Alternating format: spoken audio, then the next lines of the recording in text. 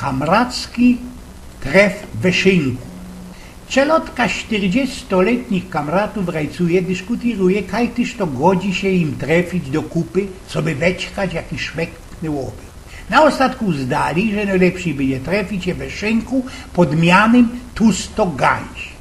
Ano z tego, co tameszne szynkierki mają jakelki ze festelnie wyżgniętymi, a że do nabla dendolami, a z sznidami i ku temu sztramskie cycki. 10 lat nie skorzy. Ta samo czelotka, tela, co już 50-letnich kamratów, trefio się zaś i zaś dyskutuje, kaj tyż to przynależy się trefić na szmektny łobior.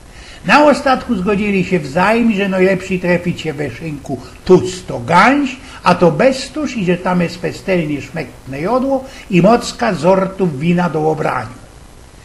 10 lat nie skorzy, hormijo już 60-letnich kamratów, juzaj się w rąk strefiła i juzaj chłopy rajcują, kaj tyż to latoś przynależy się spiknąć. Na ostatku zdali do kupy, że najlepszy będzie się trefić we kaczmie tusto gęś, a to z chuli tego, co tam idzie szmektnie pojeść, we spokojności i cichości i jeści to restaurant ilo do nie kurzących. 10 lat nie skorzy. Kamraty teraz 70-letnie zęśli się do kupy i ozaj dyskutują, kaj tyż do się im to w spichnąć.